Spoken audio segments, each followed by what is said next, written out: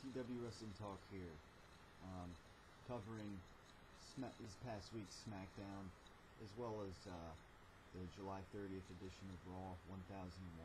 First of all, I want to thank some new subscribers that I got, and as well as viewers, whoever's viewing this video. I want to thanks for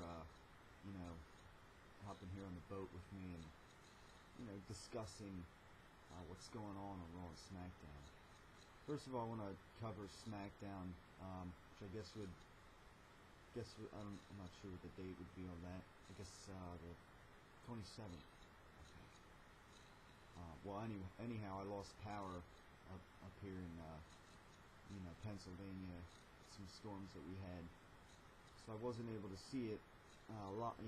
When they aired it, just between the power going, not having power and having a busy weekend, I ended up seeing it a few days later than I intended to on YouTube. But anyhow, I don't really think there's much to that SmackDown, and perhaps with the 3-hour Raw, there's a question of whether could these 3-hour Raws ultimately make the quality of SmackDown go even further down than what it can be sometimes. Sometimes it can be pretty low as it is. This SmackDown wasn't a very dense SmackDown at all. I mean, it began with Miz and Christian, decent promo and having a match and all, which was different. It usually doesn't kick off with the Intercontinental Champion, but it wasn't bad. But I mean, other than that, there wasn't much to the SmackDown. I mean, they even aired, they showed a DX match against the Hart Foundation a few years ago, like a flashback. They showed it in its entirety, which filled quite a big gap of time. It was really evident on this SmackDown that they just didn't have much for it. So I mean, the show did kind of suffer in that. It's cool to see a DX flashback match, but when considering the quality of the show, that doesn't really have an effect on it. It filled space, but that's something. We're looking for new content. Something new and good. We can always go on YouTube and search that match if we want to see it. Considering it's not very current. It's not something that happened last week, certainly. So, a little disappointed with the density of, or lack of density of the SmackDown. Other than that, we had Ryback maybe developing his first story with Jinder Mahal after Ryback won by countout for the first time. For the first time, like someone's like kind of just running away. It gave Ryback a different way to win without squashing his opponent. Right off the bat. I don't know. Maybe this will lead to a match at SummerSlam between them. Not like it would be a huge match. Jinder Mahal, he's safe to say he's a low carder, but it's at least, I guess, a story that might, that they might be setting up here, going on with. So we'll see what happens next week. If anything happens between them next week, between them two. Maybe we'll see a story go through. I'm back to the Christian Miz. I'm hoping that, Christian ultimately, they move him back up to, the upper part of the, not the mid-card. The Intercontinental Championship, as of late, it's been a mid-card title. And, in my opinion, Christian should be with the main eventers. Hopefully they move him back up after this whole, story with the Miz. Maybe it ends with Miz, keeping the title. But I would think it would, and then they can other than that, I mean, the show ended with a number one contenders match, a fatal four-way between Kane, Daniel Bryan, Alberto Del Rio. You know, I mean, it was that match. I wasn't very. I mean, it was a good, it was a decent match, but I mean, I really don't understand how Del Rio seems to get title shot after title shot. You know, when people really don't care about him, it seems. I mean, he's. You know, I know I really don't care about him, and to me, he should be like the number 10 contender in the league. He's really bland. The only way he gets big wins like that is if, you know, his ring announcer helps him out. And, you know, I'm really not looking forward to another, you know, Sheamus and Del Rio match. You know, it's time they do something different with Del Rio. I wish he was more down in the mid card and, you know, turn face or something, because to me he's just very bland, very stale. And they just, whether he wins or not, I don't care. They're giving, like, he gets title shot after title shot, and it's getting bland to me. Very tiring seeing Del Rio in another World Heavyweight Championship match. I mean, I'm not saying that, you know, I want Ziggler to cash in tomorrow, but, you know, because he's got a good feud with Jericho. But I mean, please, let's get someone else in there. I mean, you know, Christian was back heel or something. He could have had a good feud with Sheamus. I mean, I don't know. I mean, there's more they can do than have Del Rio certainly in another World Heavyweight Championship match. So, I mean, I guess we'll see next week. You know, he says how he's not going to participate in the match. Well, at least he said that on the next Raw. This past week's Raw. He's not going to compete in the match unless it's for the World Heavyweight Championship match. I guess it's for SummerSlam. And other than that, since there's nothing really other than that with SmackDown, I mean, I'll just move right on to Raw. Just begin with, you know, CM Punk coming out, doing this, you know, the long-awaited promo for the past week after attacking The Rock last week on Raw at the end. And you know, it was cool. He got up on the announce table to kind of point out how Jerry Lawler said he turned his back on the WWE Universe and whatnot. As far as CM Punk's, you know, argument, his promo, I was a little disappointed. It really didn't. It wasn't as, you know, strong as I thought it would be.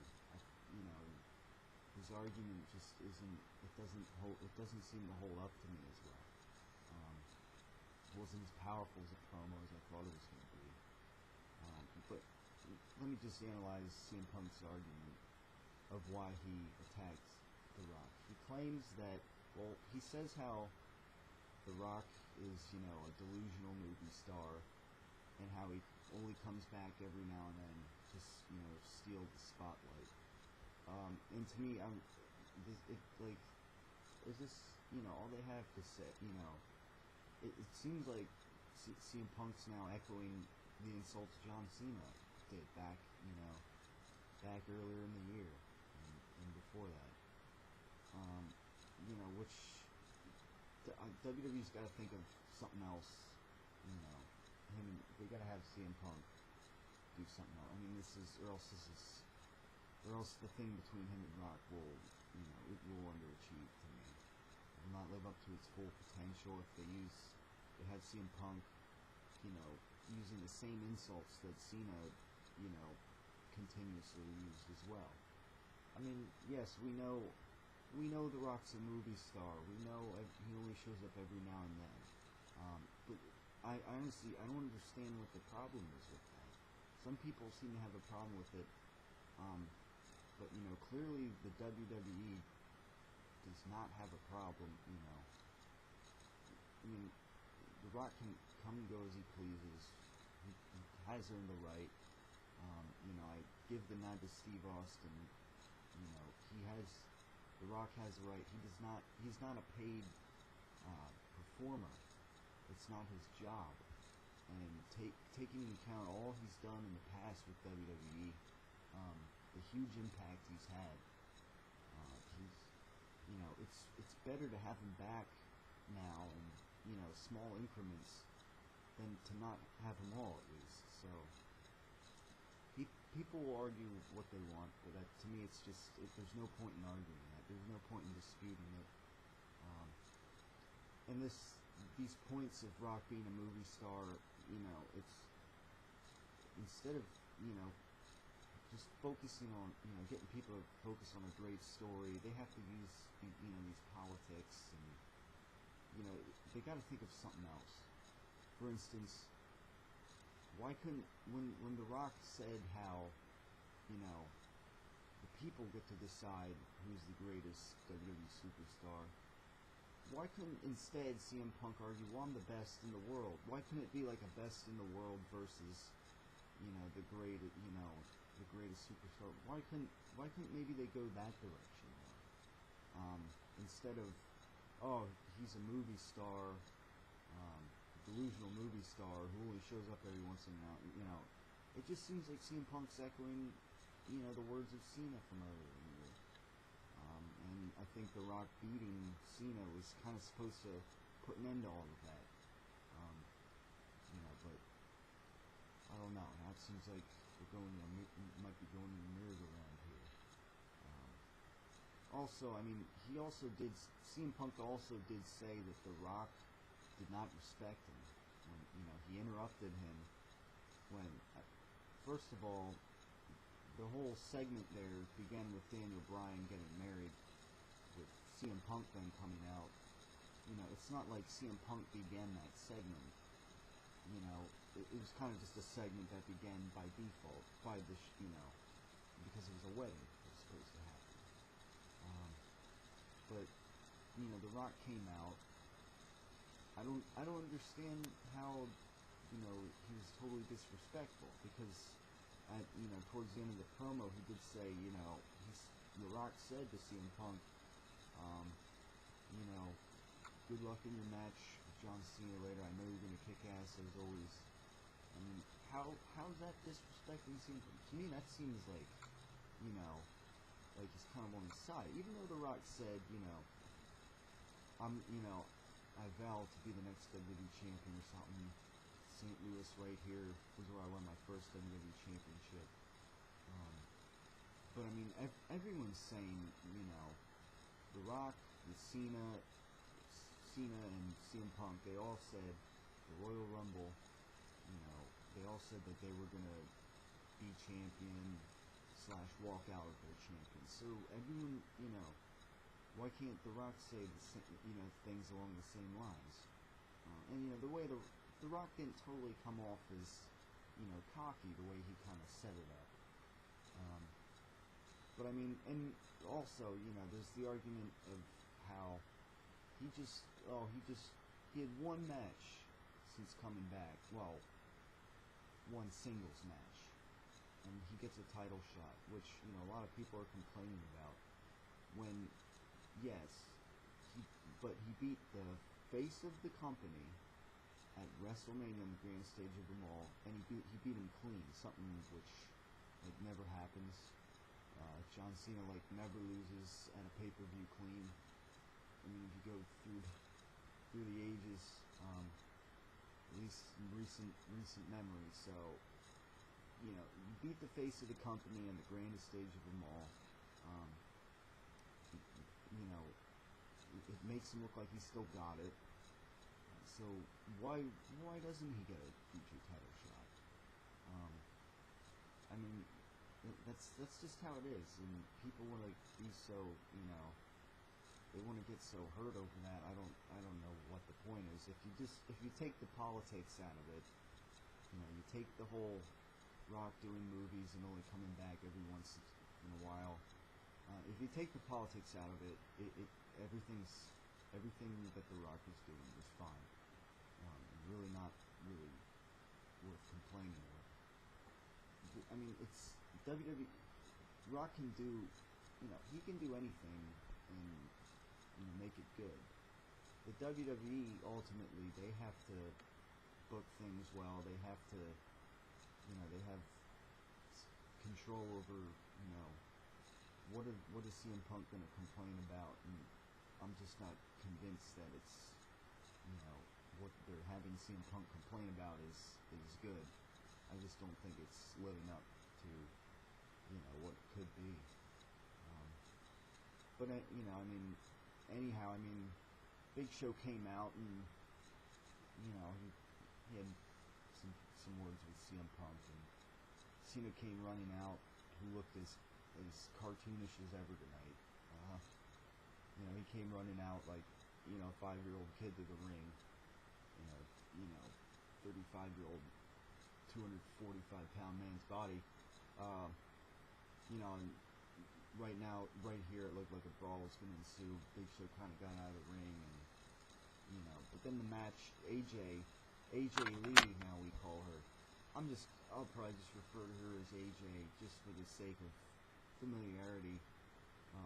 AJ comes out in, general manager clothes now, which I think she looks a little silly in. She doesn't look right in that clothing to me. AJ comes out and says, it's going to be the number one contender match, and to close, the main event between Cena and Big Show. So that happens, at the end of the show, of course. But going through other parts of Raw, they showed, I think a couple times, the Brock Lesnar and Triple H flashback from last week, kind of. And, King and Cole were discussing it more along the lines of, when you involve a man's family, things get personal. This match is going to be very personal because Triple H's and Stephanie McMahon's family is involved, which to me is a little stupid, because what kind of started this whole thing in the first place was lawsuits. What were supposed to be big lawsuits, and it seems like they're just like totally forgetting that's what was kind of driving the story to begin with. To me, the story should be more about, the two of them never faced, and it's like a dream match, but lawsuits as well.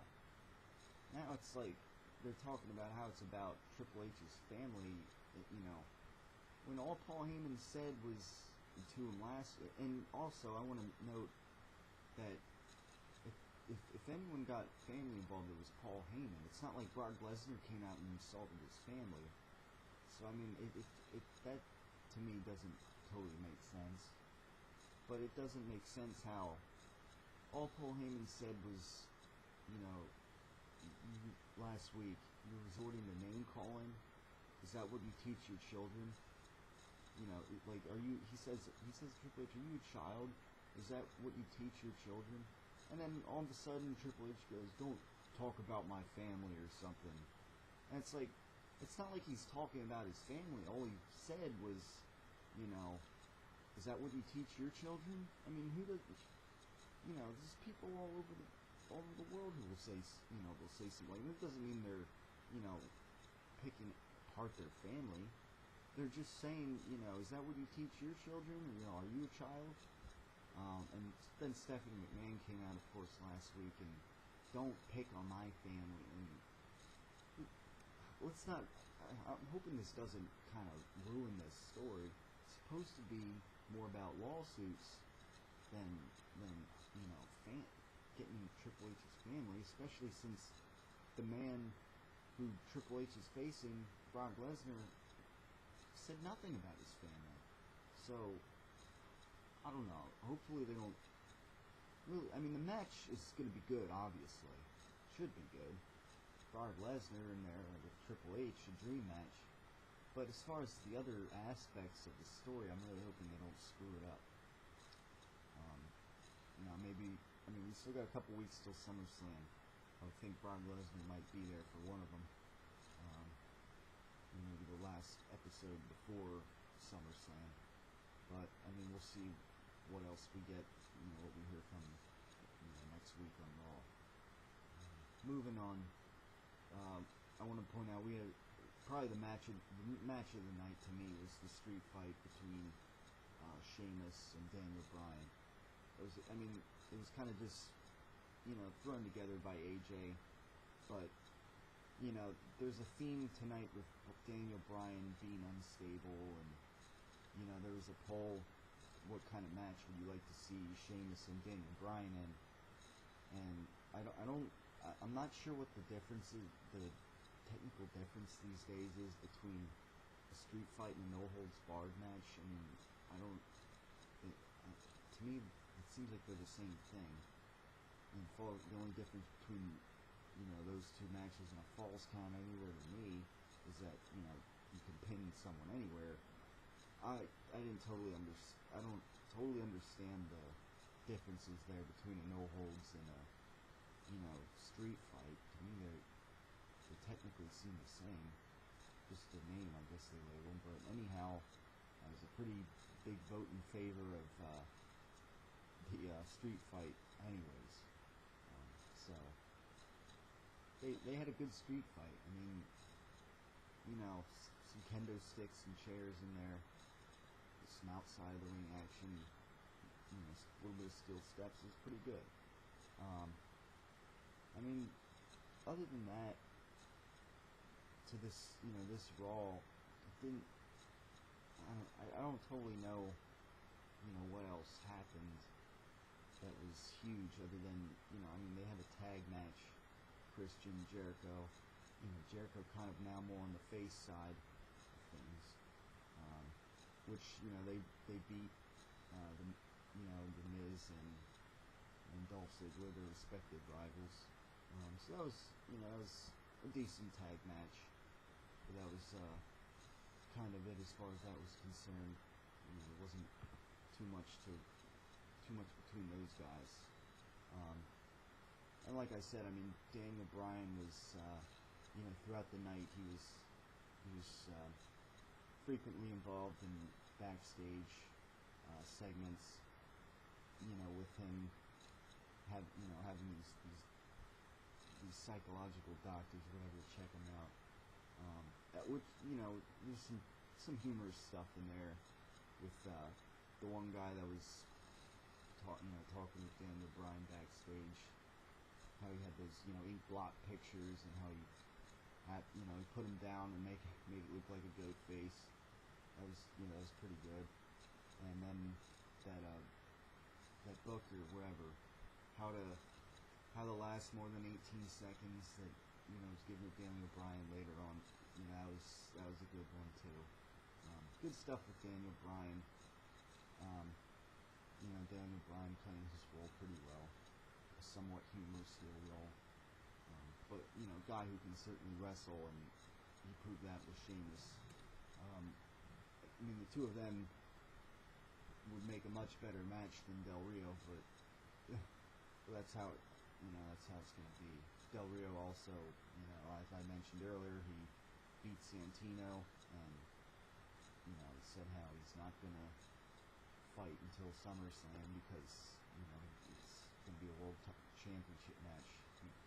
He'll only wrestle if it's a World Heavyweight Championship match, which kind of just sounds stupid, but whatever.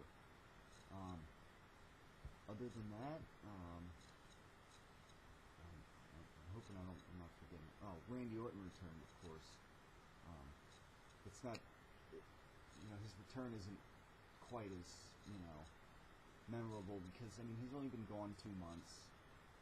It seemed pretty quick, when he come back. So, and it was against Heath Slater, in a pretty short match. Maybe it's just me, but Orton seemed a little slimmer. Maybe a little less defined, maybe, as far as his figure looked. But you know, he's suspended for diaphilia, you know, an orally effective steroid. So I mean, maybe maybe that explains a little bit of that. But you know, I mean, you know, it was a short little squash match, and he's got him back. We'll see how they use him.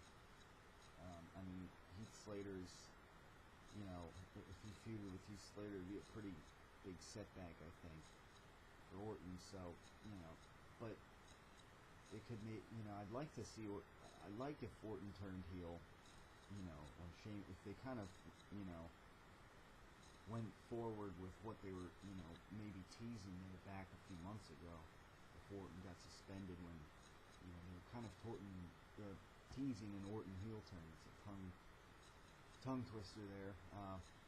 But yeah, I mean, that was good for what it was, you know, short return segment for Orton. He's at least back, and we'll see where they go with him from here. Well, SmackDown, I'm sure we'll see. And also, let's talking about next week's SmackDown, and later this week's SmackDown, we saw the announcement that Mr. McMahon was going to announce the new general manager for SmackDown, which will be interesting. Maybe, I mean, I haven't seen Teddy Long lately, but what if, you know, he got, maybe this is where he gets his job back, or I don't know, but I'm not sure who else maybe they would have do it. Maybe Eve, I mean, I don't know, there's an outside chance there, but I'm not totally sure. As far as AJ's concerned, though, or AJ Lee, whatever,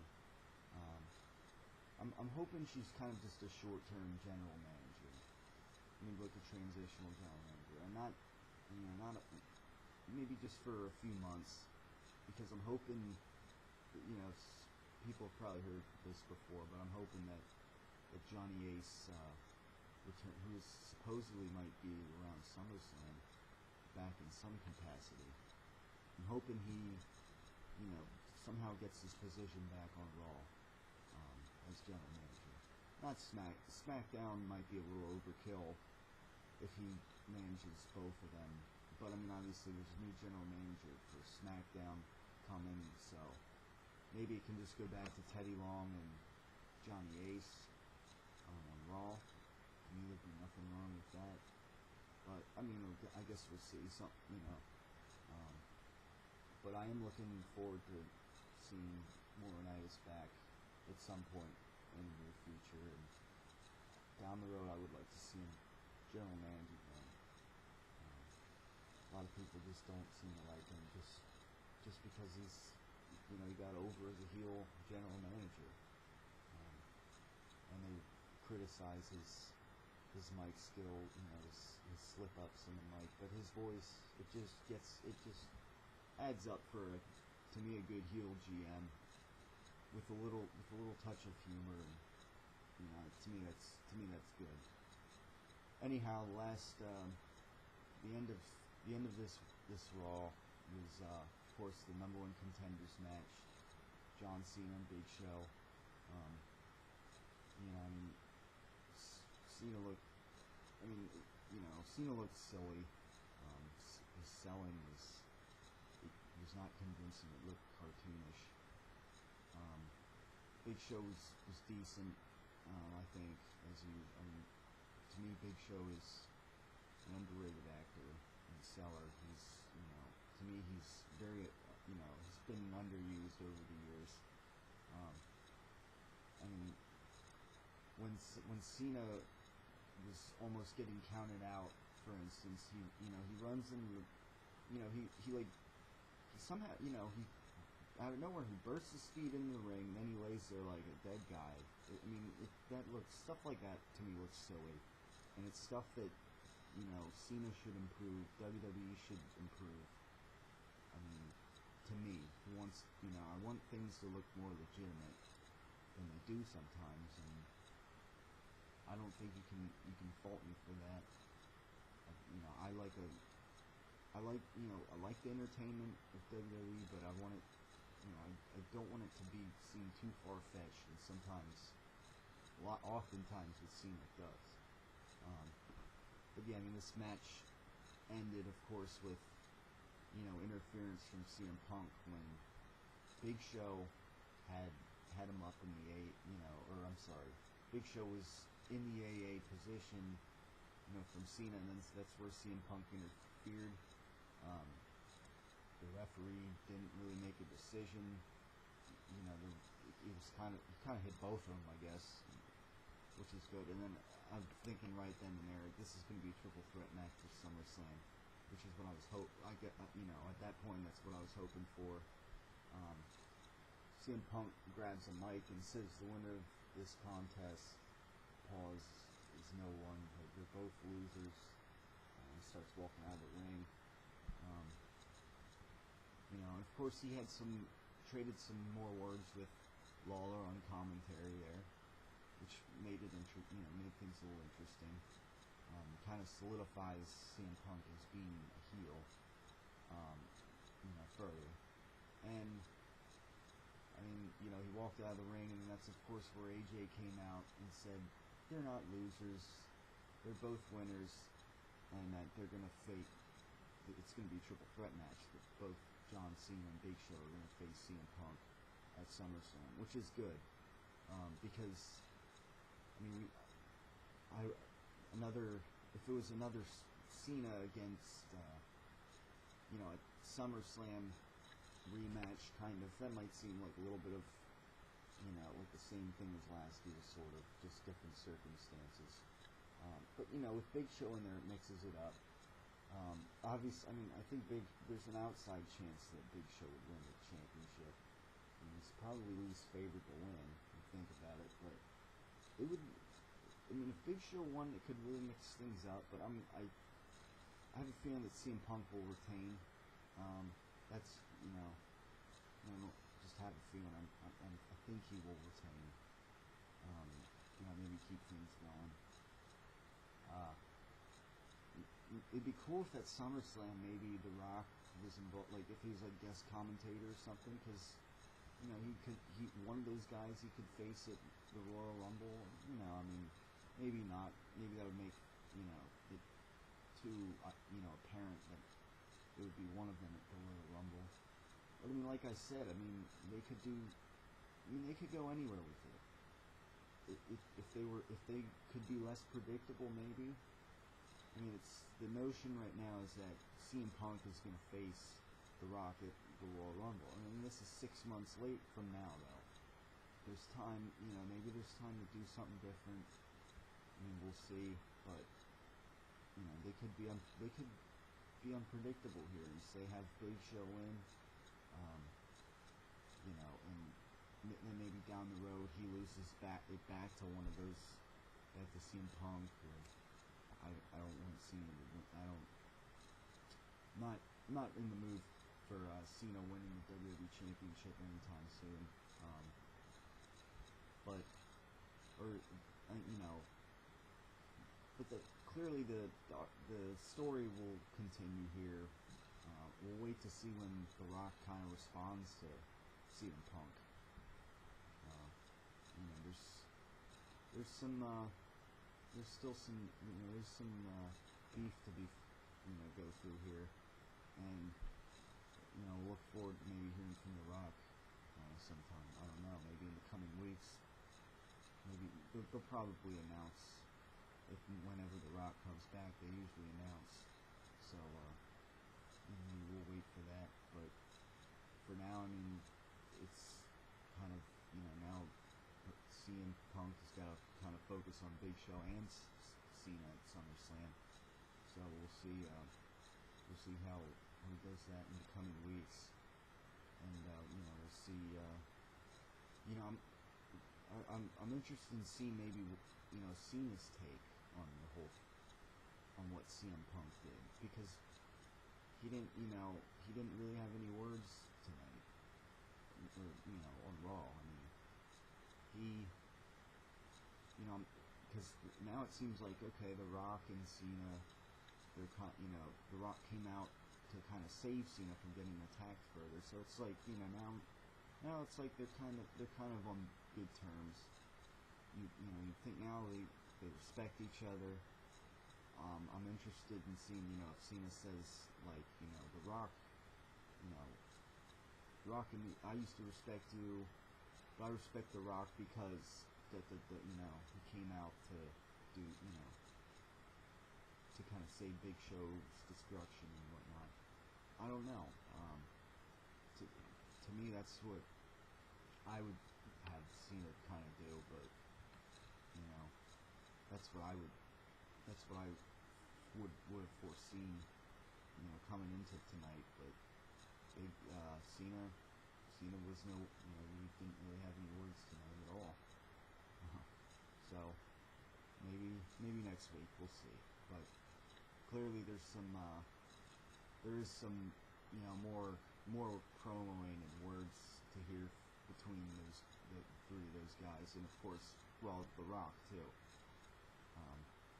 We'll wait, of course, with Rock's response, but hopefully next week on Raw there's some more light shed from each guy in Big Show. So we'll look forward to that next week, hopefully. Alright, I'm gonna wrap things up here. That's basically all I had for Raw. It wasn't bad. I mean, it was alright. CM Punk's opening promo again, not as powerful as I thought it would be. His argument not as strong as I thought it would be, but I don't know. There's more to come in the coming weeks, I'm sure, so we'll look forward to that. Alright, thanks for watching, and please subscribe. And again, I thank all you new subscribers who are tuning in, and just anyone who's tuning in. Thanks for watching, and stay tuned for my next video whenever it happens to come up. You'll hear from me then. Alright, take it easy, and